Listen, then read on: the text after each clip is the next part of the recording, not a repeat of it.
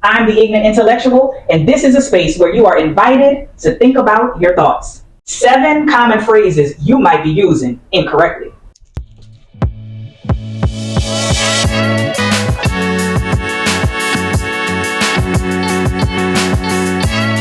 The first quote is, blood is thicker than water.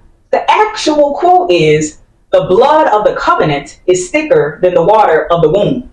That's basically saying the exact opposite of what we're thinking it's saying. It's saying that the blood of the covenant means the promises you've sworn, and the water of the womb are the ones you're related to. So the saying is really meaning that chosen bonds are far more significant than bonds with family. Somebody's family gonna be mad about that. Quote number 2, opposites attract. The full quote is actually opposites attract, but similarities last. Now, opposites might attract if you're working with magnets. However, with people and relationships, that is way more complicated. But we see this time and time again in media. Beauty and the Beast, Cinderella and the Prince, which very much so give classism. But it makes me ask myself, why do the opposites that media choose, why are they depicted so horribly? So class-based. Quote number 3, great minds think alike. That full quote is, great minds think alike, though fools seldom differ. My. While we think that's a funny expression for 2 people agreeing, the full quote is another quote that is the complete opposite of the one we use every day. It's telling me that individual thinking is sometimes better than groupthink. So think about it next time you use it. Quote number 4, a jack of all trades is a master of none. The full quote, however, is, a jack of all trades is a master of none, but oftentimes better than a master of one. Another quote that means almost the exact opposite.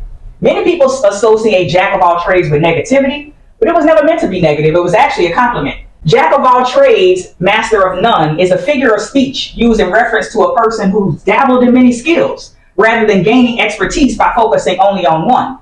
The original version, a jack of all trades, is often used as a compliment for a person who is good at fixing things and has a good level of broad knowledge. They may be a master of integration, an individual who knows enough from many learned trades and skills to be able to bring disciplines together in a particular manner. This person is probably someone you would think of as a generalist rather than a specialist. But the jack of all trades full quote actually is a compliment. Quote number 5, imitation is the sincerest form of flattery. Now get ready for this full quote, honey.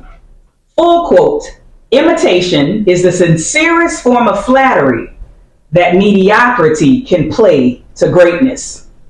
We're just gonna let that thing breathe. Quote number 6, money is the root of all evil. But the full quote is, the love of money is the root of all evil.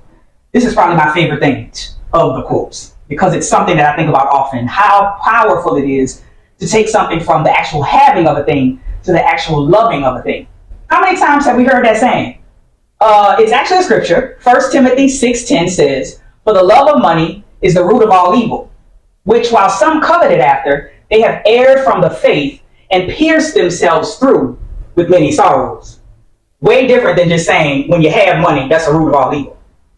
Quote number 7, birds of a feather, what? Flock together. The full quote is, birds of a feather flock together until the cat comes. This seems to imply that one should find solace in with those who are similar to them. But when it's completed, it's actually a warning against superficial relationships. I know I said we had 7, but I got a bonus. The last one is not a quote, but rather a conceptual character, Uncle Tom. The incorrect framing of Uncle Tom is that he's typically a black man considered to be excessively obedient or servile to white people. The real definition. First of all, who is Uncle Tom?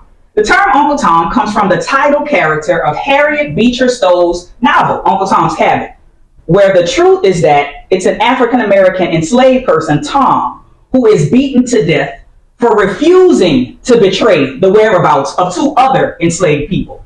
Much like the other ones we've listed, complete opposite of the way in which it's framed in everyday lexicon.